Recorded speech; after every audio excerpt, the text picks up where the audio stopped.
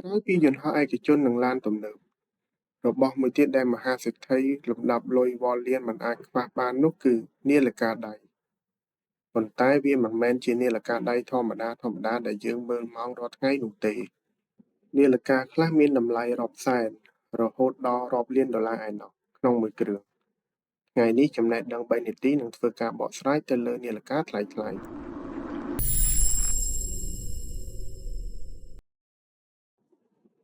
បើយកទឹកប្រាក់ដ៏មហាសាលនេះមកគិតជាលុយខ្មែរគឺវាស្មើនឹងរាប់ពាន់លានរៀលឯណោះដែលអាចយកទៅទិញផ្ទះវីឡាឬរថយន្តទំនើបបានរាប់សិបគ្រឿង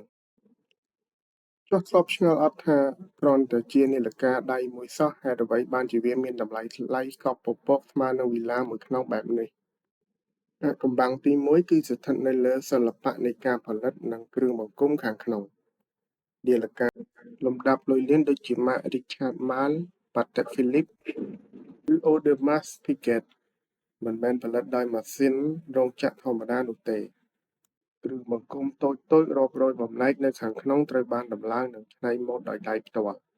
ពីជាងនាឡិកាដ៏ល្បីល្បាញបំផុតជាងម្នាក់អាចចំណាយពេលរាប់ខែឬរាប់ឆ្នាំដើម្បីផលិតបាននាឡិកាតែមួយគ្រឿងប៉ុណ្ណោះ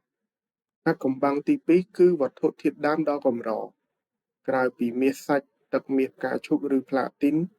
នាឡិកាទាំងនេះត្រូវបានដាំដុះដោយគ្រាប់ពេជ្រកម្រជុំវិញតួខ្លួន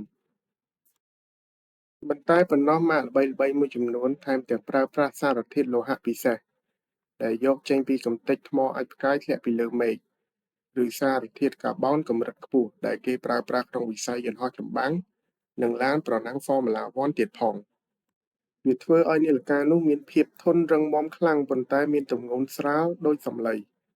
ប៉ុន្តែអាថ៌កំបាំងដ៏ធំបំផុតដែលធ្វើឲ្យមហាសេដ្ឋីសុខចិត្តចំណាយលុយទិញគឺដោយសារតែវាមិនមែនគ្រាន់តែជានាឡិកាមើលម៉ោងទេតែវាជាទ្រព្យសម្បត្តិវិនិយោគដែលនាឡិកាលំដាប់លុយលានទាំងនេះភាគច្រើនត្រូវបានផលិតឡើងក្នុងចំនួនកំណត់ដែលគេហៅថា Limited Edition មានត្រឹមតែ20គ្រឿងឬ50គ្រឿងប៉ុណ្ណោះនៅលើពិភពលោកមានន័យថាបើបងប្អូនមានលុយត្រឹមតែរាប់លានដុល្លារក៏មិនប្រកាសថាអាចដើរចូលទិញបានដែរ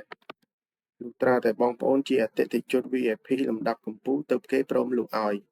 អ្វីដែលអស្ចារ្យគឺតម្លៃរបស់វាមិនចេះធ្លាក់ចុះតាមពេលវេលានោះទេមានតែវាហក់ឡើងថ្លៃពីមួយឆ្នាំទៅមួយឆ្នាំពាក់កាន់តែយូរកាន់តែចំណេញលុយពេលដែលមហាសេដ្ឋីពាក់វាចូលក្នុងកម្មវិធីជំនួញធំ